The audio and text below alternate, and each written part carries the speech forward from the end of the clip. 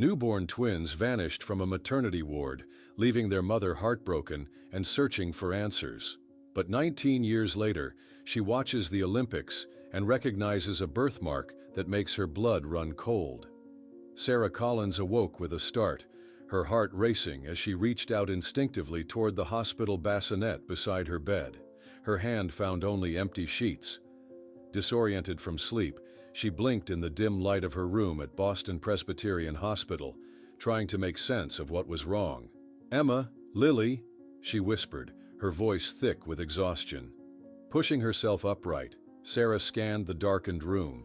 The digital clock on the wall read 5:42 a.m. Both bassinets were empty.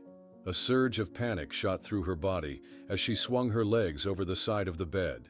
She checked under the bed, inside the small bathroom, behind the privacy curtain, anywhere her newborn twin daughters could possibly be. "This can't be happening," she whispered, her bare feet cold against the hospital floor. "They were here. I fed them at midnight." The realization struck her like a physical blow. Her daughters were gone.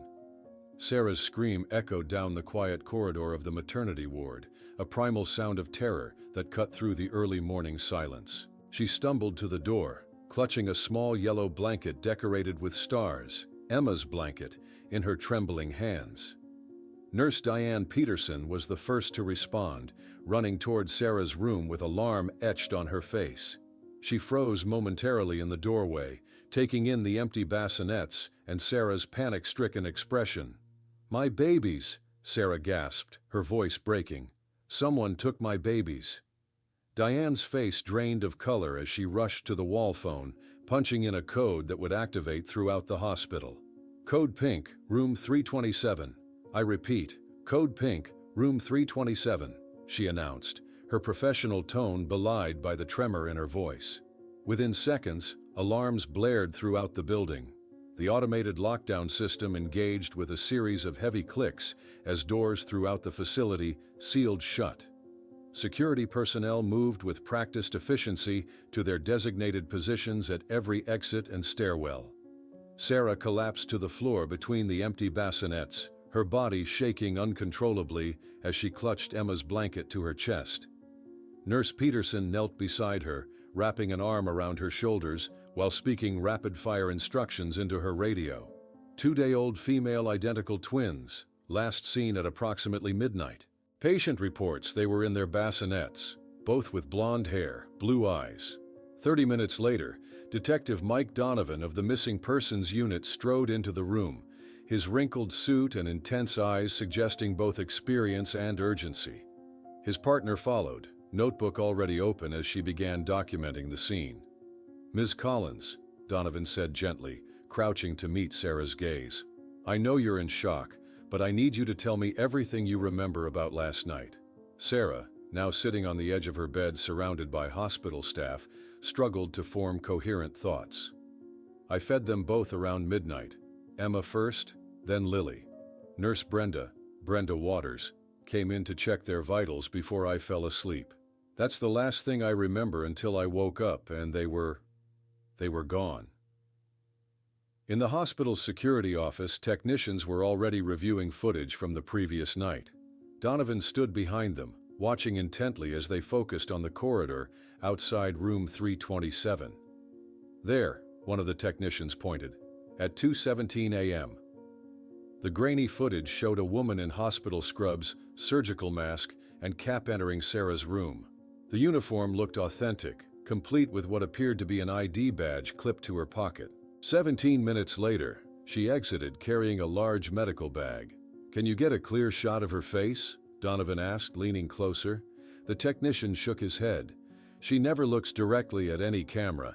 See how she keeps her head down or turned away?" She knew exactly where the cameras were positioned. Back in Sarah's room, the scene had transformed into controlled chaos. Crime scene technicians dusted for prints while officers systematically searched every corner of the maternity ward. Sarah's parents, Harold and Evelyn Collins, had arrived from their hotel, Evelyn still in pajamas beneath her coat. She rushed to her daughter, gathering her into her arms. "They were here, Mom," Sarah repeated, her voice hollow. "I fed them. They were here." In the hospital lobby, Jennifer Collins faced a growing crowd of reporters, her expression determined despite her obvious distress. "My sister's newborn twins were taken from her hospital room early this morning," she stated, voice steady despite her trembling hands. "Emma and Lily are just 2 days old. They both have a distinctive crescent-shaped birthmark on their right shoulders. Please, if anyone has seen anything suspicious, contact the police immediately." By noon, the FBI had been notified. Special Agent Raymond Torres arrived to coordinate with local law enforcement, immediately ordering roadblocks on major highways leading out of Boston and a comprehensive review of all security footage from the hospital and surrounding areas. Late in the afternoon, Donovan received the first tangible clue. A security officer found an ID badge discarded in a trash bin 2 blocks from the hospital. Sealed in an evidence bag, it displayed the name Elizabeth Murray, Nurse, Obstetrics Department, alongside a photo of a woman who matched the general build of the person in the security footage. Preliminary checks confirmed what Donovan suspected. No Elizabeth Murray had ever worked at Boston Presbyterian. As darkness fell, Sarah sat motionless on her hospital bed, staring at the empty bassinets as doctors debated whether to administer a mild sedative. The search had expanded to include every room, closet, and ventilation duct in the facility, but there was no sign of the missing newborns. Donovan's phone rang as he was reviewing the case notes with Torres. His expression darkened as he listened to the caller. "Are you absolutely certain?" he asked, signaling for Torres to come closer. "When exactly did this happen?" After hanging up, he turned to Torres with grim determination. "The hospital's external security system was compromised last night. There's a 10-minute gap in the footage from all exit cameras, from 2:24 to 2:34 a.m. Just enough time for someone to leave the building with 2 newborns without being detected."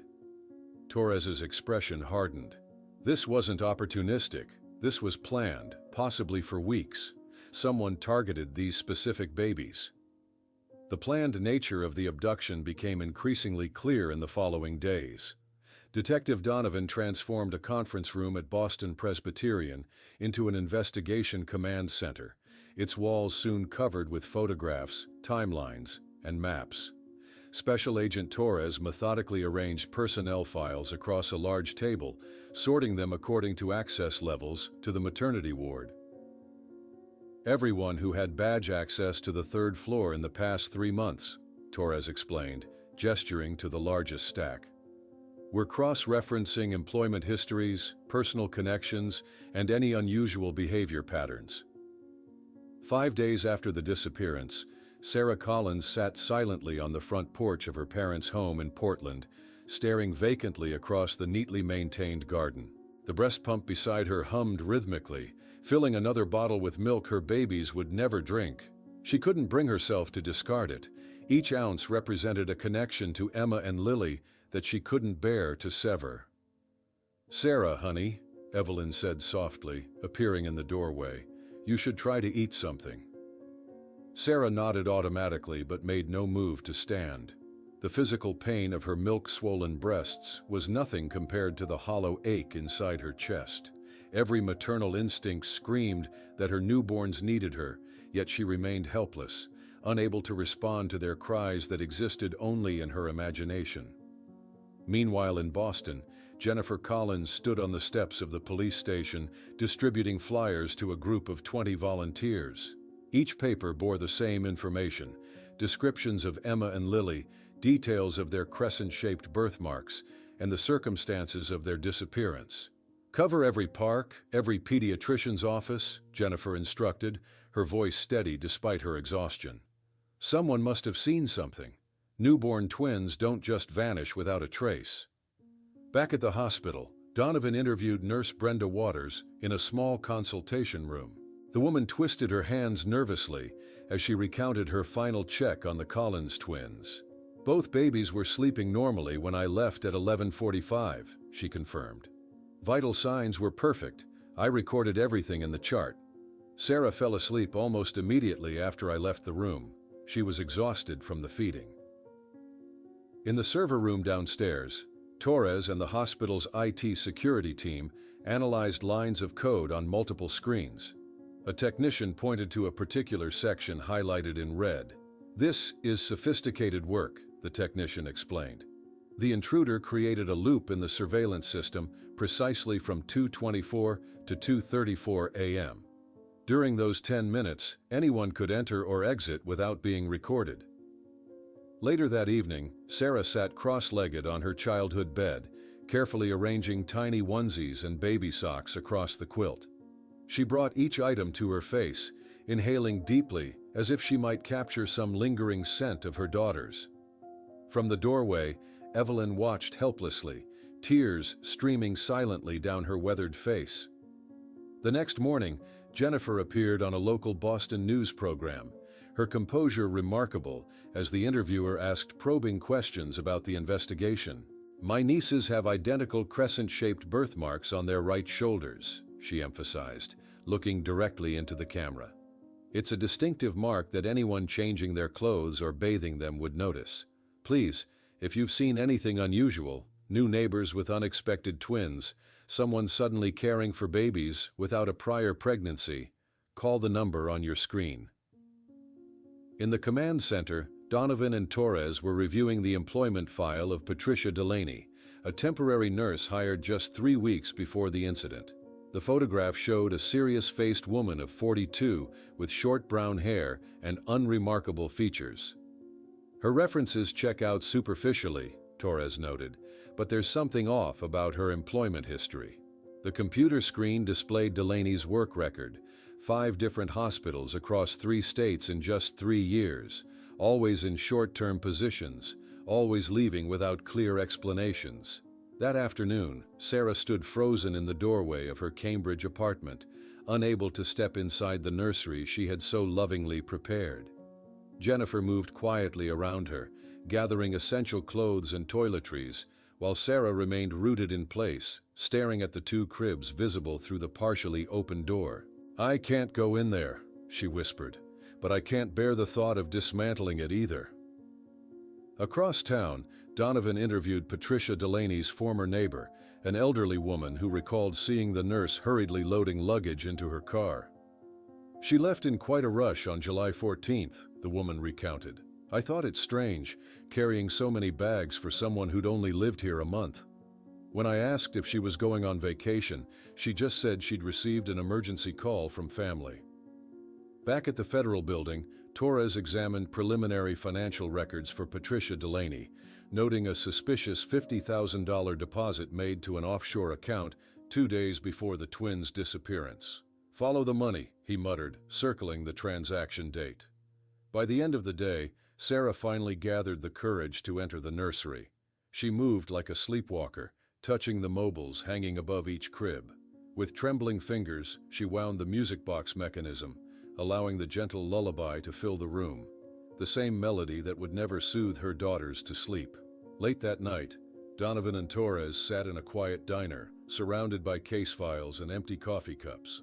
Torres's phone rang, and he listened intently before thanking the caller. "Cell tower records," he explained to Donovan.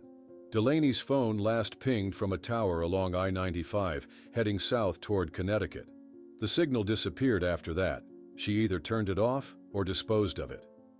Returning to the command center to review security footage one final time before heading home, Torres noticed something they had all missed despite 100 viewings. In a brief reflection on the elevator's metallic surface, the suspect momentarily adjusted her mask, revealing a distinctive scar along her jawline, a scar that matched exactly with the driver's license photo of Patricia Delaney. Torres froze the frame, his exhaustion evaporating instantly. "We've got her," he said, reaching for his phone. "Delaney wasn't just involved, she was the one who physically took those babies. This wasn't random, this was meticulously planned." Patricia Delaney's face dominated television screens across the nation as Special Agent Torres stood behind a podium at FBI headquarters in Boston. Reporters rapidly fired questions, while camera flashes illuminated the serious faces of law enforcement officials standing shoulder to shoulder. "We consider this woman dangerous and directly involved in the abduction of the Collins twins," Torres stated firmly, pointing to the enlarged photograph. Patricia Delaney has extensive medical training and may be caring for or transferring the infants. We urge anyone with information to contact authorities immediately. 1 month after the disappearance, the investigation had intensified significantly. While a nationwide manhunt for Delaney unfolded, Sarah Collins found herself unable to continue staying with her parents. The constant sympathetic glances and whispered conversations had become unbearable. "I need to go home," she told Jennifer as they packed her belongings. "I can't heal here with Mom crying every time she thinks I'm not looking." Back in her Cambridge apartment, Sarah established a ritual that both comforted and tormented her.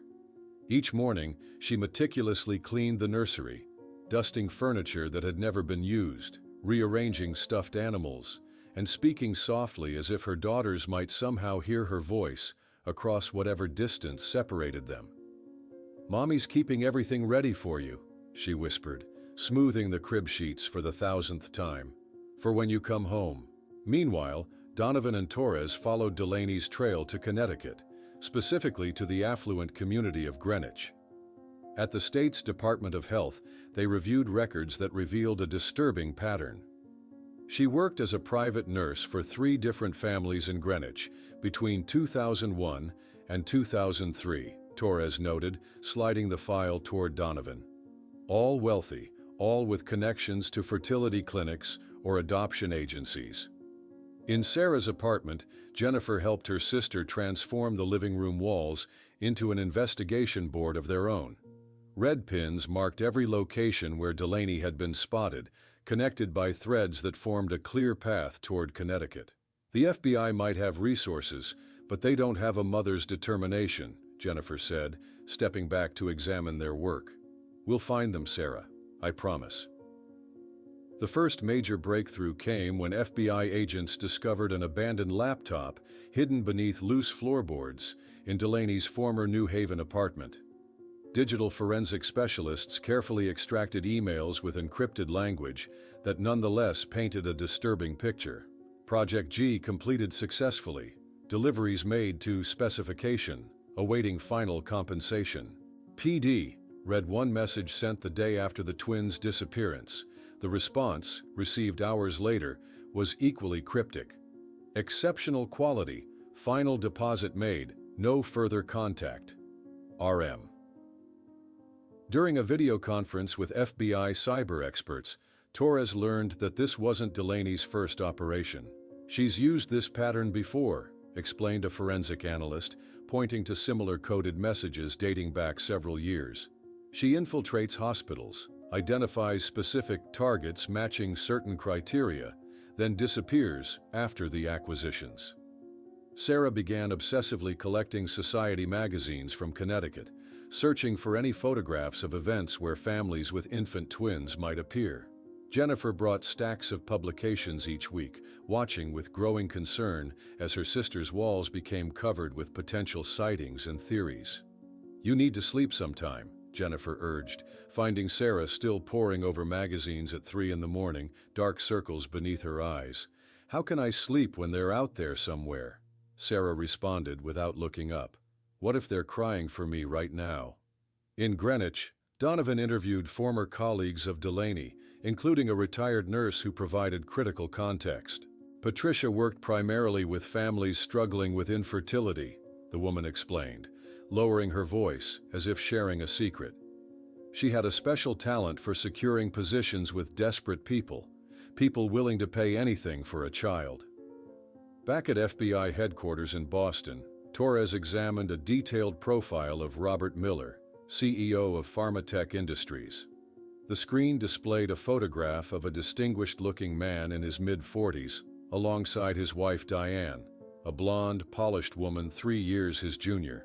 Net worth estimated at $220 million, Torres noted. Major philanthropist, politically connected, and, most interestingly, childless until 2004. Medical records obtained through court order revealed the potential motive.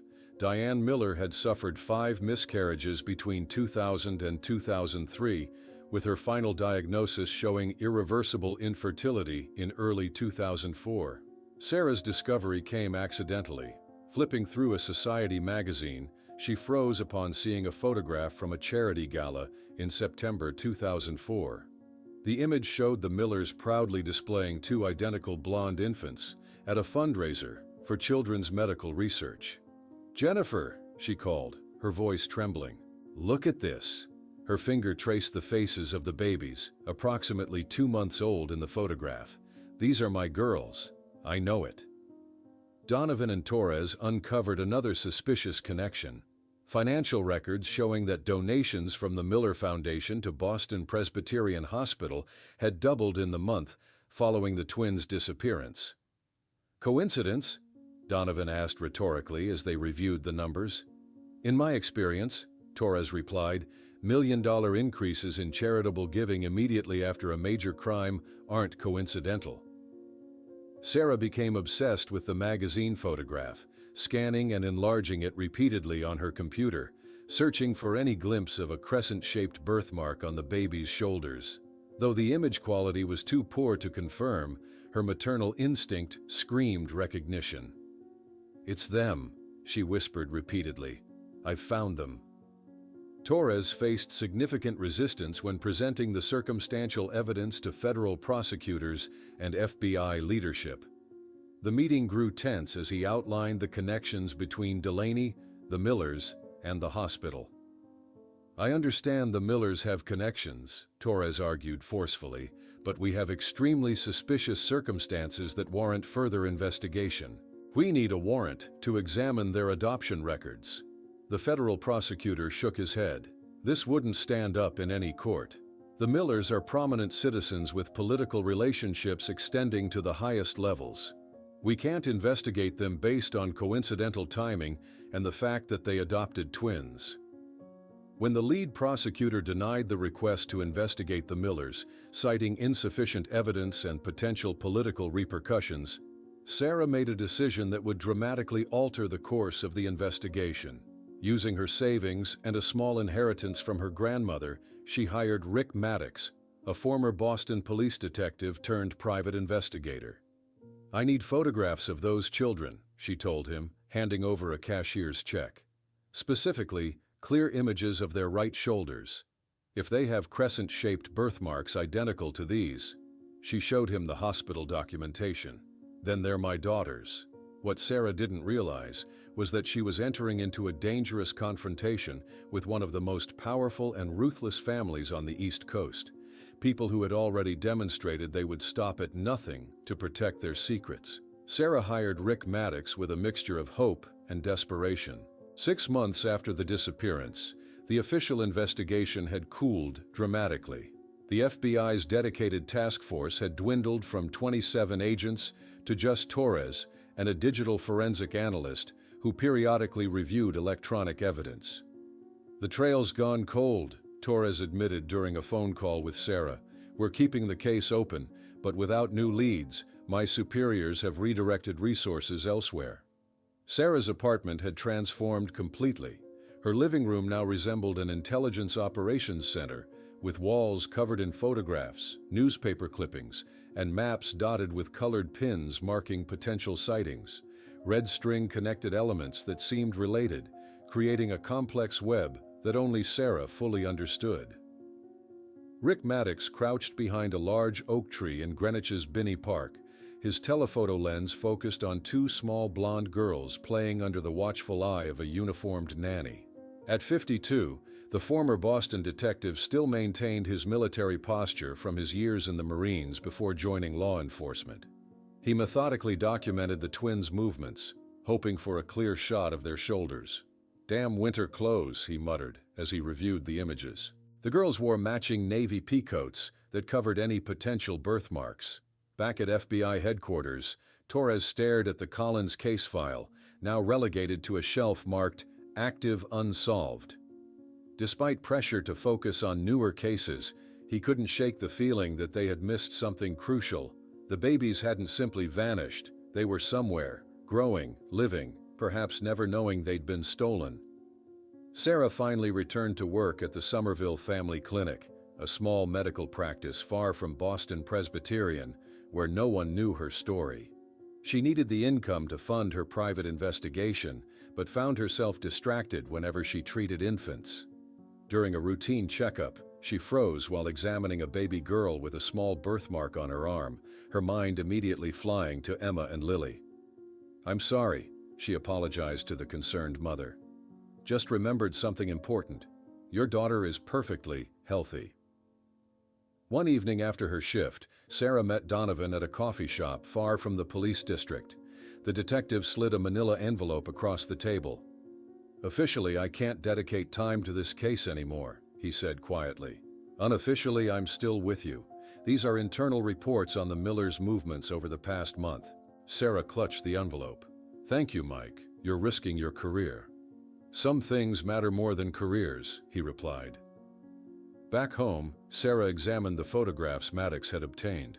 The images showed blonde twins, approximately 6 months old, with features that made her heart race with recognition. But their winter clothing revealed nothing of the distinctive birthmarks that would confirm her suspicions. Jennifer arrived that evening with grocery bags, alarmed to find her sister looking gaunt and exhausted. The refrigerator contained nothing but expired yogurt and condiments. "Sarah, you've lost at least 15 pounds, Jennifer said, unpacking fresh vegetables and prepared meals. "You can't help the girls if you collapse from malnutrition." Sarah barely acknowledged her sister's concern, instead pointing excitedly to a complex calendar she'd created, tracking the Millers' public appearances with the twins. They attend the same charity events annually. Next month, they'll be at the Spring Garden Benefit at the Greenwich Botanical Garden. The weather will be warmer. The girls might wear sleeveless dresses. Jennifer exchanged worried glances with Donovan when he stopped by later that week. Sarah's obsession was consuming her completely. Dark circles shadowed her eyes, and her clothes hung loosely on her diminished frame. During a Sunday visit, Harold and Evelyn Collins sat uncomfortably on Sarah's couch as she frantically explained her latest theories, connecting threads on her evidence wall with increasing intensity. "Honey," Evelyn finally interrupted, reaching for her daughter's trembling hand. "We need you to talk to someone. A professional. This is consuming you." Sarah pulled away, anger flashing in her eyes. "What would you have me do? Give up? Pretend they don't exist? They're out there, Mom. Every day that passes, they're growing up calling someone else mother." 2 weeks later, Maddox disguised himself as a press photographer at the Greenwich Botanical Garden Benefit. He circulated casually among the attendees, his camera focusing repeatedly on the Miller family. The twins, now approaching their first birthday, wore matching yellow sundresses that potentially exposed their shoulders. As Maddox moved closer, attempting to capture a clear angle of the girls' birthmarks, a burly security guard appeared beside him. "Sir, may I see your press credentials?" the man asked, his tone professional but suspicious. "You seem particularly interested in the Miller children." Maddox presented his forged press pass, maintaining his cover story, but the damage was done. The security team maintained a protective formation around the Miller family for the remainder of the event. The following morning, Sarah opened her door to find a process server delivering a restraining order. The legal document forbade her, or anyone acting on her behalf, from approaching within 500 meters of the Miller family or their residence. "They know," Donovan said grimly when Sarah called him. "Maddox's cover is blown, and now they know you're investigating them. This is dangerous territory, Sarah." At Jennifer's insistence, Sarah reluctantly attended a therapy session with Dr. Rachel Morgan, a specialist in trauma and loss. The therapist listened compassionately as Sarah outlined her evidence and theories. "I'm not delusional," Sarah insisted. "I have significant circumstantial evidence. Those are my daughters, and those people bought them like products." That night, Sarah bolted awake at 3 a.m, certain she'd heard crying. She rushed to the nursery only to find the familiar emptiness. 2 cribs bathed in moonlight, waiting for occupants who never arrived. The next morning, checking her mailbox, Sarah found an unmarked envelope containing a recent photograph of the Miller twins in swimsuits at a private pool. The crescent-shaped birthmark was clearly visible on the right shoulder of both girls. Attached was a handwritten note. "You're right. I worked in their house. I want to help, but I'm afraid. Meet me at Riverside Park, bench 17, tomorrow at 3 p.m. The photograph trembled in Sarah's hands as she studied the unmistakable crescent-shaped birthmarks on the twins' shoulders. After months of searching, here was the confirmation she had desperately sought, identical marks that matched the medical documentation from the hospital. She clutched the note, reading it repeatedly to ensure she hadn't imagined the words. Someone on the inside was willing to help her. The following afternoon, Sarah arrived at Riverside Park 30 minutes early, her heart pounding as she located bench 17 near a small duck pond. Donovan, dressed inconspicuously in jeans and a baseball cap, positioned himself at a nearby hot dog stand, pretending to read a newspaper while monitoring the area for potential threats. "Be careful," he had warned earlier. "This could be legitimate, or it could be a trap set by the Millers to discredit you or worse." Sarah watched every approaching figure with a mixture of hope and apprehension. At precisely 3 o'clock, a petite Latina woman in her late 30s approached cautiously, scanning the surroundings before sitting beside Sarah. "Are you her?" the woman asked quietly, her accent more pronounced due to obvious nervousness. "The mother who lost the twins?" Sarah nodded, struggling to remain calm. "I'm Sarah Collins. Thank you for contacting me." The woman introduced herself as Maria Suarez, former housekeeper for the Miller family until her dismissal 3 months earlier. She opened her small handbag with trembling fingers and removed something that made Sarah gasp. A small beige teddy bear with Emma embroidered on its foot in blue thread. "This came with the babies," Maria explained. "I was supposed to dispose of everything they arrived with, but I couldn't throw this away. Something felt wrong about the whole situation." Sarah took the bear with shaking hands, tears streaming down her face as she traced the embroidery. "I made this myself," she whispered. "I spent weeks preparing these bears, one for each twin. This was in Emma's bassinet when they were taken." Maria glanced nervously over her shoulder before continuing in hushed tones. "The babies arrived in the middle of the night. Nobody knew they were coming. The day before, Mrs. Miller was in Manhattan buying everything for their room in a rush, like it was an emergency." The former housekeeper detailed suspicious behavior she had witnessed during her employment. "The nurse, Patricia, stayed with them for the first few weeks. Once I overheard her arguing with Mrs. Miller about silencing any connection to Boston. I thought it was strange at the time." Maria's most damning revelation came when she described bathing the infants. "I saw the birthmarks during the twins' bath time. Mrs. Miller was fascinated by them, calling them a sign of destiny. She never mentioned them to visitors, though, and always dressed the girls to keep their shoulders covered in public." With Maria's testimony and the recovered teddy bear now properly documented, Torres presented the new evidence to his reluctant supervisor at FBI headquarters. The teddy bear, sealed in an evidence bag, sat prominently on the conference table alongside photographs of the birthmarks and Maria's formal statement.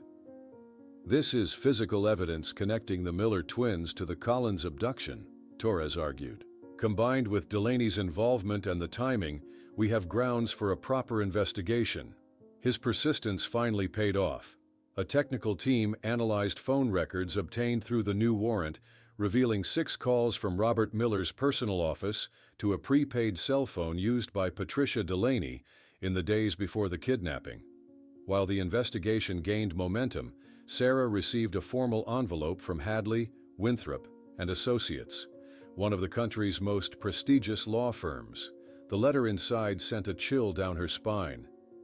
"We have been instructed to advise you that any unfounded allegations against our clients, the Miller family, will result in severe legal action." Jennifer examined the threatening letter with rising indignation. "They're scared," she concluded. "If they had nothing to hide, they'd ignore you as just another crazy person, not send their expensive lawyers after you." Torres finally secured a breakthrough when a federal judge authorized a deeper investigation into the Millers, including complete financial records and travel history. During a formal interview at FBI headquarters, Maria provided detailed testimony about her observations in the Miller household, while evidence technicians carefully documented the teddy bear's provenance. The embroidery thread matches exactly with the remaining spool found in Sarah Collins's sewing kit, the evidence technician confirmed, and the bear is identical to the one purchased for Lily, which remained in Ms. Collins's apartment. Sarah spent hours comparing her hospital photos of the newborn twins with recent images of the Miller children, identifying identical facial features beyond the distinctive birthmarks. She presented her findings to her parents during a visit to their home in Portland. "The bear is physical proof," she explained, pointing to the evidence photographs Torres had provided. "Nobody could have known about it except someone who was in that hospital room." The investigation's renewed momentum came to an abrupt halt 13 days later, when Maria failed to appear for her scheduled follow-up interview. FBI agents checking her apartment found it empty, with signs of a hasty departure. That evening, Donovan received a disturbing anonymous call from a contact within the Greenwich Police Department. The detective's face paled as he listened to the information. "What is it?" Sarah asked when he hung up, immediately sensing bad news. Donovan hesitated before responding. "The body of an unidentified Latina woman was found in a river near Greenwich this morning, showing signs of strangulation and missing fingerprints. Floating beside her was a small handkerchief embroidered with the name Maria S." The discovery of Maria's body sent shockwaves through the investigation. Despite the clear evidence of homicide, ligature marks on her neck, and the deliberate removal of her fingerprints, the Greenwich Police Department quickly classified her death as an accidental drowning. The official report cited trauma consistent with hitting rocks during a fall and concluded that the handkerchief was merely a personal item that happened to float free from her pocket. Torres slammed his fist against the wall as he observed Maria's body through the morgue viewing window. "This is a professional hit," he muttered to Donovan, who stood grimly beside him. "They're covering up a murder in plain sight." Later that day, Donovan confronted Greenwich's police chief in his wood-paneled office, decorated with photographs of the chief alongside prominent politicians and business leaders. "These strangulation marks are perfectly symmetrical," Donovan argued, placing the autopsy photos on the desk. "That doesn't happen accidentally. Someone is obstructing this investigation." The chief leaned back in his leather chair, his expression unreadable. "Detective Donovan, you have no jurisdiction here. Our medical examiner has made his determination. I suggest you return to Boston and focus on cases within your authority." Back in Cambridge, Sarah packed essential belongings with frantic energy after discovering subtle signs that someone had been in her apartment. Nothing stolen, but objects slightly rearranged on her investigation wall. Her computer moved 2 inches from its usual position. The silent message was clear. They could reach her whenever they wanted. "I can't stay here," she told Jennifer over the phone, voice trembling. "They're letting me know I'm being watched." 2 weeks later, Sarah channeled her fear and frustration into constructive action, signing the founding documents for the Twin Moons Foundation in a downtown law office. The organization's mission statement reflected her expanded purpose: to support families of missing children and improve security protocols in hospitals nationwide. "I want to ensure no other mother has to wait 72 hours for police to take their child's disappearance seriously," Sarah explained to the foundation's newly appointed board members. "And I want to keep my daughter's case in the public eye." The foundation quickly gained national attention, particularly after Sarah's first television interview as its director. Composed and articulate despite her personal anguish, she presented a compelling figure, a medical professional fighting to change a system that had failed her family. "I'm not just searching for my daughters," she stated calmly to the CNN interviewer.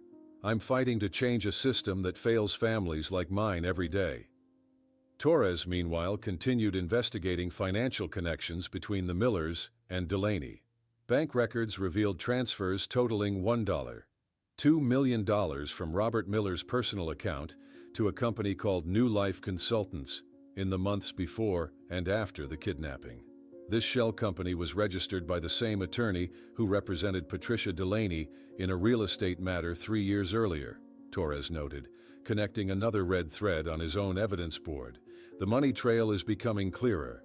The class action lawsuit against Boston Presbyterian Hospital proceeded to preliminary hearings, where Sarah listened intently as a former security technician testified under oath. "We received explicit instructions to upgrade the entire system immediately after the incident," the man stated nervously. "We were told to purge all backups of the previous system as part of the protocol. I thought it was unusual at the time." Jennifer's independent research at the public library yielded another disturbing connection when she discovered an old college yearbook photograph showing Robert Miller standing alongside Edward Pearson, currently a board member at Boston Presbyterian Hospital. "It's like a spider web," Jennifer told Sarah, showing her the photograph. "Every thread we pull reveals new connections." Despite the mounting evidence, Torres faced continuous frustration in meetings with federal prosecutors. "The Millers closed the suspicious accounts as soon as they received notification of our warrant," he explained to Sarah. "They always seem to be one step ahead, and they've buried the paper trail deeper than we can dig with our current authorization." The Twin Moons Foundation website became Sarah's platform for keeping her daughters in public consciousness. Her monthly blog updates imagining the twins' development touched thousands of readers. "Emma and Lily would turn 3 today," she wrote in one particularly emotional post. "I imagine Emma running through the park, always leading the way, while Lily collects wildflowers, carefully selecting the prettiest ones for her collection." An unexpected moment of fulfillment came when Sarah received a tearful phone call from a mother whose missing son had been found thanks to the new protocols implemented through her foundation. "Your work saved my boy," the woman sobbed. "The hospital recognized the signs of a custody abduction attempt because of your training program." As 5 years passed since the disappearance, Sarah maintained her regular therapy sessions with Dr. Morgan, though her focus had shifted from raw grief to functional determination. "Sometimes I wonder if they still remember me at all," she admitted during one session. "If they feel something missing in their lives, they were only 2 days old when they were taken. Is there any part of them that knows they belong somewhere else?" On the 5th anniversary of the abduction, Sarah and Jennifer visited the small memorial created for Maria Suarez by her community in Providence. As they placed fresh flowers beside the photograph of the woman who had sacrificed her life to help them, Sarah whispered a promise. "I won't let your sacrifice be in vain. I'll find my daughters and hold accountable everyone who did this to us both." 3 weeks later, an email from a foundation supporter changed everything. Attached was a photograph taken at a children's ballet recital in Greenwich, showing the Miller twins, now 5 years old, in matching tutus. The perfect angle captured not only their crescent birthmarks on display in their sleeveless costumes, but also something Sarah recognized immediately. Both girls tilted their heads in identical fashion while concentrating, the exact same mannerism that Sarah herself had since childhood, a genetic trait that would become the new centerpiece in her battle for DNA testing. The photograph of the twins at their ballet recital became Sarah's most prized piece of evidence. The genetic mannerism, that distinctive head tilt, was something no one could have taught them. It was encoded in their DNA, passed from mother to daughters, a silent testimony to their true parentage that all the Millers' money and influence couldn't erase. "This changes everything," Sarah told Donovan, carefully placing the photograph in a protective sleeve. "It's time to take this fight into the open." The next morning, Sarah made an appointment with Marcus Bennett, a prestigious civil rights attorney known for taking on seemingly impossible cases against powerful opponents. His Boston office exuded success, with Harvard diplomas decorating the walls alongside photographs of Bennett with Supreme Court justices and civil rights icons. "The Millers have money and power," Bennett acknowledged, reviewing Sarah's extensive documentation. "But you have something they can't buy: biological truth. These genetic markers, combined with the birthmarks and the recovered teddy bear, create a compelling case for court-ordered DNA testing." 2 weeks later, Sarah found herself climbing the steps of the federal courthouse in Boston, surrounded by a sea of reporters and divided public opinion. Some protesters held signs supporting her quest, "Return the twins to their real mother," while others condemned her actions, "Leave this family alone." The case had captured national attention, reigniting the conversation about Sarah's daughters that had faded from headlines years earlier. That same morning, Diane Miller appeared on Good Morning America in a carefully orchestrated interview. Wearing a modest blue dress and minimal jewelry, she projected the image of a concerned mother protecting her family. "We adopted our daughters legally," she stated, eyes glistening with tears she never quite shed. "This woman has been terrorizing 2 innocent children with her unfounded claims for 5 years. Our girls are traumatized by the idea that someone wants to take them away from the only home they've ever known." In Bennett's office, Sarah and her legal team analyzed the Millers' public relations strategy while refining their own approach. "They're painting you as unstable and obsessive," Bennett noted, pointing to the enlarged photograph on his wall. "But this specific gesture, the head tilt with the index finger touching the chin, is genetically inherited. Experts will confirm these aren't learned behaviors, but biological inheritance." While Sarah pursued her legal battle in Boston, Donovan, now gray-haired and working as a private investigator after years of conflicts with superiors over the case, tracked down a former employee of the fertility clinic where Diane Miller had undergone treatments. At a quiet cafe in Miami, the retired nurse provided a crucial connection. "Patricia Delaney worked here briefly as a consultant in 2003, the woman revealed, nervously stirring her coffee. She had complete access to the Millers' medical history and psychological profiles. I remember thinking it was unusual that someone with her background would take such a position." At FBI headquarters, Torres continued providing behind-the-scenes assistance despite official restrictions. "Officially, I can't help," he told Sarah during a hushed phone call. "Unofficially, I've just emailed you immigration records showing Patricia Delaney entering Costa Rica under an alias in 2005. She's been there ever since, living in a gated community under the name Patricia Donnelly." The Millers' intimidation tactics escalated as the court date approached. Sarah received a chilling phone call one evening, just breathing on the line, followed by a distorted voice. "Abandon the case or end up like the housekeeper." She immediately reported the threat to Bennett, who contacted the FBI. The case suffered a significant setback when Judge Howard Stevens, originally assigned to hear the petition for DNA testing, suddenly recused himself. Sarah watched with growing suspicion as the judge announced his decision in chambers. "Due to a newly discovered conflict of interest, I must recuse myself from this case," Stevens stated, his gaze carefully avoiding Sarah's. Later that day, Jennifer showed Sarah a photograph she'd discovered through social media. Judge Stevens playing golf with Robert Miller at an exclusive country club 3 weeks earlier. "They're manipulating the system at every level," Sarah said, her resolve hardening rather than weakening, "but they can't buy everyone." Indeed, Stevens's replacement, Judge Raymond Hayes, proved to be beyond the Millers' influence. At 67, with a reputation for fierce independence and impeccable integrity, Hayes carefully examined the preliminary evidence in his chambers, paying particular attention to the photographs of the birthmarks and the documented genetic mannerisms.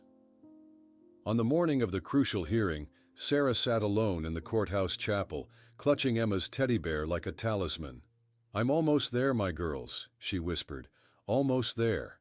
In the courtroom, the Millers' attorneys presented a stack of psychological evaluations questioning Sarah's mental stability, arguing that her obsession represented pathological grief rather than legitimate claims. Bennett countered with expert testimony about the normal psychological response of a mother whose children were abducted. The courtroom fell silent as Judge Hayes delivered his ruling. "This court finds sufficient merit in the evidence presented to order non-invasive DNA testing," he announced, his voice firm despite the audible gasps from the Millers' legal team. "Samples will be collected within 30 days." Leaving the courthouse, Sarah felt a mixture of vindication and trepidation. As she navigated through reporters, an elderly woman approached, discreetly pressing a folded paper into her hand. "I worked as a nurse for the Millers for a year," she whispered. "I know things. Meet me at this address." That night, returning to her apartment, Sarah discovered her door slightly ajar, despite having locked it before leaving. Nothing had been stolen, but the twins' bedroom had been completely ransacked. Blankets torn from cribs, stuffed animals slashed open, and photographs removed from frames. The message was clear. The Millers would stop at nothing to prevent her from reclaiming her daughters. The evening before the scheduled DNA collection, Sarah received a devastating call from Bennett. The Millers had disappeared with the twins overnight, their Greenwich mansion emptied of personal belongings, and their private jet had departed for an undisclosed destination, a desperate flight that confirmed their guilt but threatened to destroy Sarah's last chance of recovering her daughters, now taken across borders a second time. The Millers' escape triggered immediate action from Judge Hayes, who issued arrest warrants for contempt of court and custodial interference within hours of receiving confirmation that the family had fled. From his chambers, he addressed the hastily assembled legal teams, his voice carrying the full weight of judicial authority. "This flight is tantamount to an admission of guilt," he declared, signing the orders. "I am authorizing immediate federal involvement and international alerts." Torres wasted no time activating Interpol protocols, his years of building relationships within the international law enforcement community finally serving the case. Within 12 hours, alerts were placed at every major port and airport throughout the Caribbean and South America, regions where the Millers maintained vacation properties. "Their jet landed in Nassau yesterday evening," Torres informed Sarah during an emergency meeting at FBI headquarters. "But they weren't on the manifest for any outbound commercial flights. They've either gone underground or transferred to another mode of transportation." Sarah refused to leave the search to bureaucratic processes that had failed her for years. "I'm going to Nassau," she announced, withdrawing funds from the Twin Moons Foundation's emergency reserves. "If they've taken my daughters again, I won't sit here waiting for diplomatic channels to untangle themselves." 24 hours later, Sarah, Jennifer, and Donovan landed in Nassau's Linden-Pindling International Airport, the tropical heat hitting them like a wall as they exited the air-conditioned terminal. Donovan immediately opened a map of the Bahamas archipelago, his finger tracing potential escape routes. "Robert Miller owns property throughout the Caribbean," he explained as they settled into a taxi. "But his most private holding is a place called Serafina Island, about 30 miles east of Nassau. It's not listed under his name, but through a shell corporation my contacts identified." Their hotel room quickly transformed into an improvised command center. Maps of the archipelago covered one wall, alongside photographs of the Millers and the twins. Jennifer pinned index cards detailing property records and known associates, while Donovan coordinated with local contacts who might assist their surveillance efforts. That evening, Sarah received an encrypted message from the anonymous nurse who had approached her outside the courthouse. The girls overheard R&D Miller arguing about the case. Catherine, Emma, asked why someone claimed to be their real mother. They're curious and confused. The Millers told them you're mentally ill, but the girls aren't fully convinced. The revelation that her daughters were questioning their parentage gave Sarah renewed determination. "They sense something's wrong," she told Jennifer. "Children intuitively know when they're being lied to, especially about something this fundamental." The next morning, Donovan led them to a small marina where weathered fishing boats bobbed alongside luxury yachts. He approached a sun-battered captain leaning against a modest but well-maintained vessel. "We need someone who knows the waters around Serafina Island," Donovan explained, slipping the man several $100 bills. "And someone who understands discretion." Captain Rojas, a taciturn man with salt and pepper beard, merely nodded. "Tomorrow morning, 6 o'clock, bring hats, water, and sunscreen. We'll approach from the southwest. That's the blind spot in their security perimeter." Under the guise of a tourist excursion, Sarah, Jennifer, and Donovan boarded the captain's boat the following dawn, their powerful binoculars and cameras concealed in ordinary beach bags. As they approached the private island 3 hours later, Captain Rojas cut the engine. allowing them to drift silently behind a small barrier reef that provided both cover and a vantage point. Sarah's hands trembled as she raised the binoculars to her eyes. Through the powerful lenses, she finally saw her daughters in person for the first time in 5 years. Two blonde girls building an elaborate sandcastle on the private beach. The emotional impact struck her like a physical blow. "They're so beautiful," she whispered, tears streaming freely down her face. "So grown up." Jennifer silently photographed the scene, capturing crucial moments that clearly showed the distinctive crescent birthmarks visible on both girls' shoulders as they played in their swimsuits. "Irrefutable evidence," she murmured, reviewing the images. Donovan's attention focused on the security measures surrounding the property. "They've transformed this paradise into a fortress," he observed grimly, noting armed guards patrolling in small vehicles, some with trained dogs. They're prepared for a confrontation. Over a secure satellite connection, Torres updated them on the legal challenges they faced. "We're dealing with multiple jurisdictions here," he explained, his frustration evident even through the pixelated video. "The Millers hold citizenship in 3 countries and have diplomatic immunity in 2 of them as major investors." Throughout the afternoon, Sarah observed her daughters interacting, noticing behaviors and mannerisms she had only imagined in her blog posts. Catherine Emma always took the lead, organizing their play and making decisions, while Christine Lily tilted her head when concentrating on building delicate sand structures, exactly as Sarah did when focusing on detailed tasks. Jennifer's telephoto lens captured a revealing interaction. Diane Miller, harshly scolding the girls for accidentally splashing water on her designer cover-up, her face contorted with cold anger that belied her public image as a devoted mother. "We need to head back," Captain Rojas warned as the sun began to lower. "One of the perimeter guards has spotted us and is radioing the main house." As they quickly returned to their hotel, Donovan outlined their predicament. "They'll increase security now and possibly prepare to move again. We need a plan B before they disappear with the girls a 3rd time." The following morning, as Sarah and her team gathered to strategize their next move, Torres called with alarming news. During the night, one of the Millers' security guards had been found unconscious, and there were signs someone had breached the property. A hasty search revealed that Catherine Emma was missing from her bedroom, with only a note left for her sister. "I'm going to find our real mother. Don't be afraid. I'll come back for you." News of Catherine's disappearance from the Miller compound plunged the island into chaos. Local Bahamian police, initially reluctant to involve themselves in what they perceived as a wealthy family's private matter, now mobilized search teams as the reality of a missing American child on their soil threatened to become an international incident.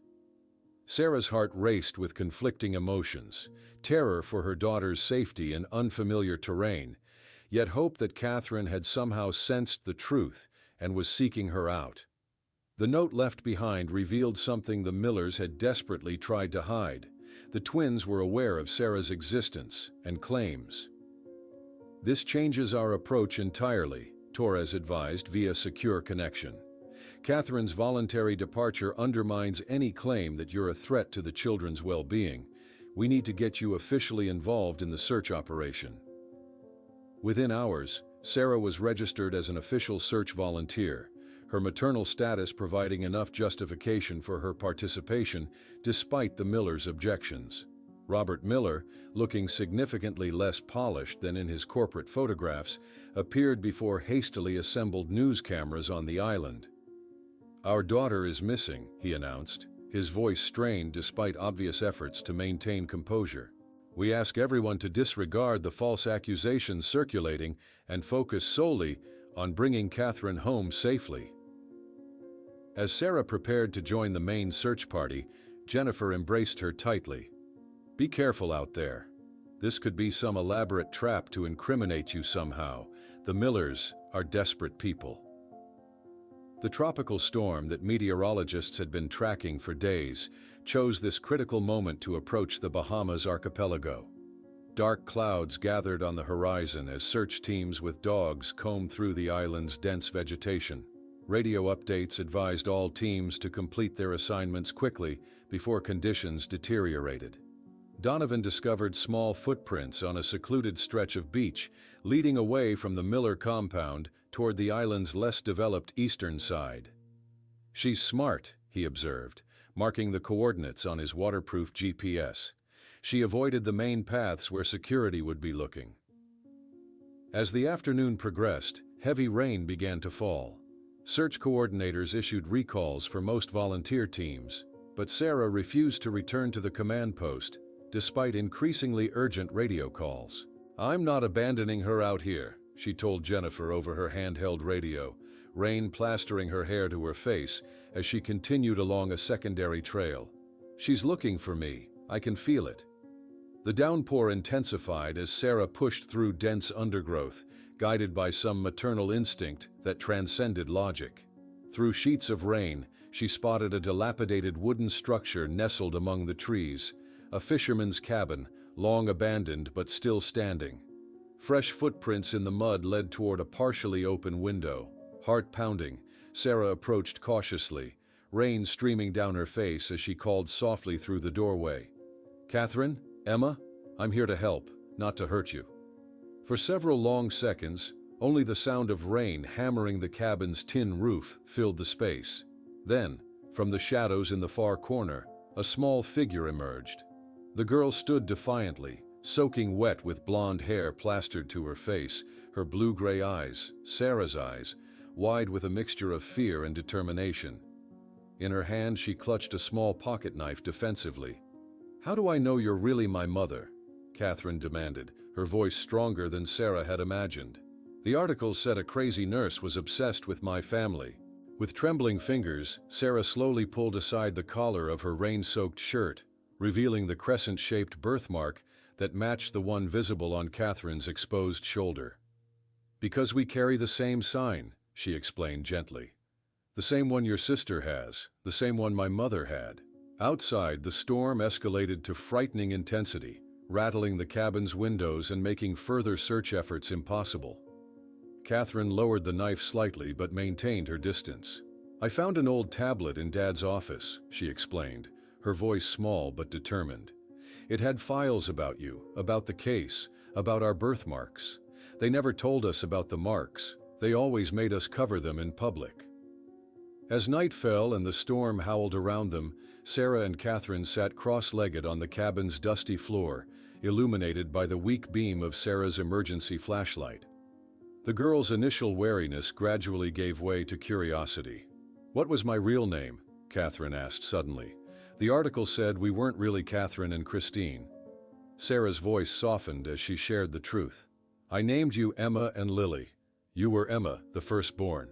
Lily came 3 minutes after you. You were exactly the same weight and size, and the nurses joked that you must have been taking turns in there." Throughout the night, as the storm gradually subsided, Catherine cautiously allowed Sarah to move closer, asking questions about her birth, her first days, and the teddy bear with her name on it, details that confirmed what she had already begun to suspect about her true origins. When dawn broke, bringing clear skies and the distant sound of search parties resuming their efforts, Sarah and Catherine emerged from the cabin together.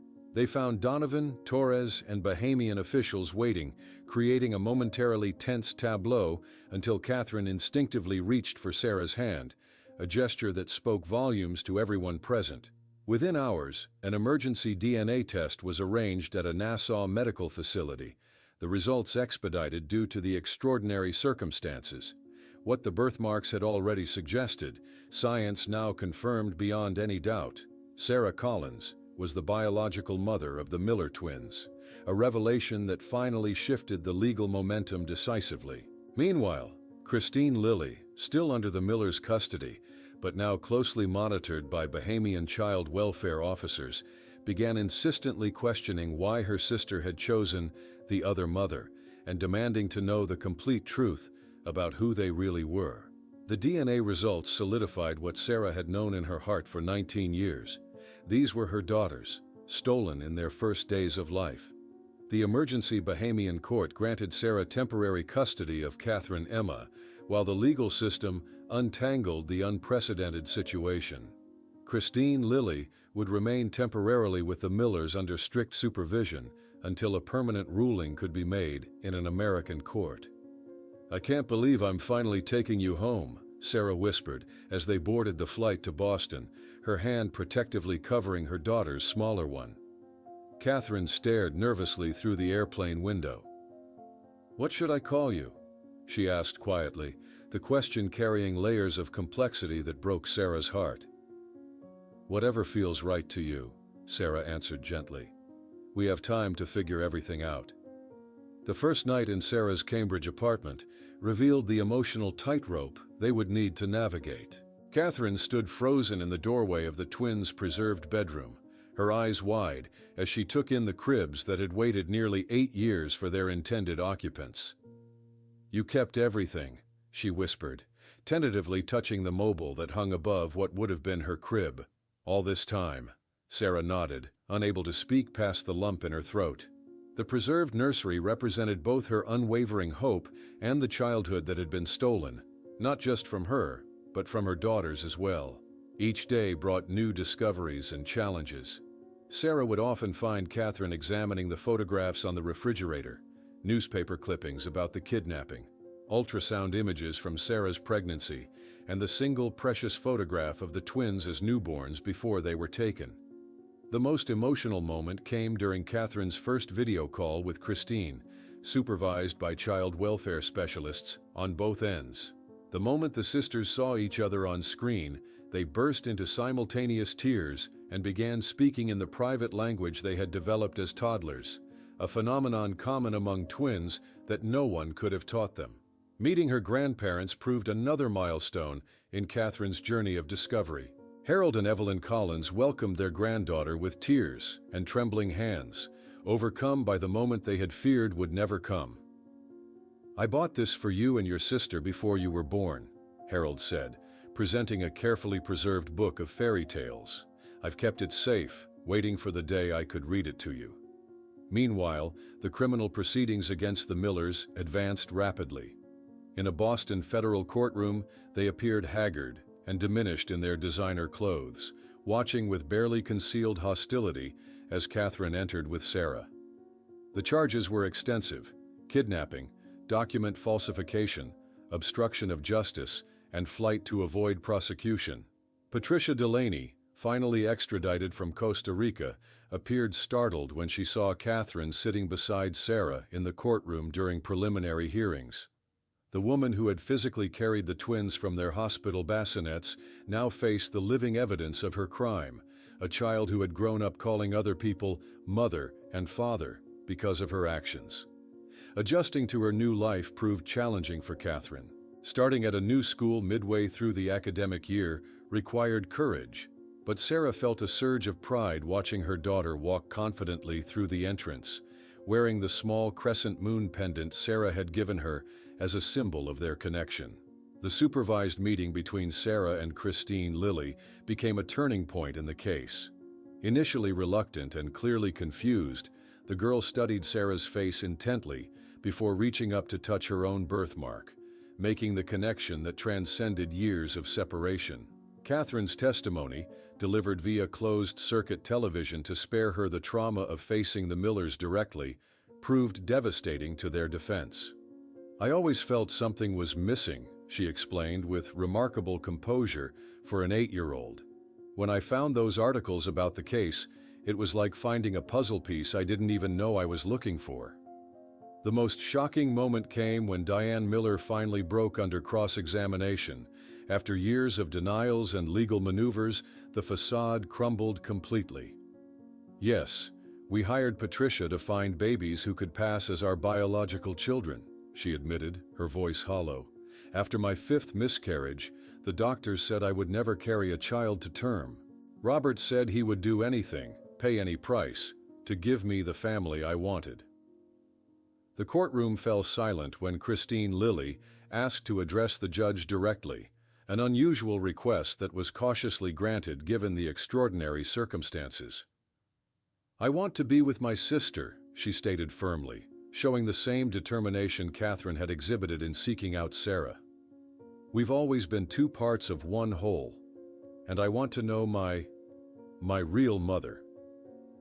In preparation for the possibility of gaining custody of both girls, Sarah purchased a larger apartment in Cambridge, transforming the preserved nursery into a bedroom the twins could share.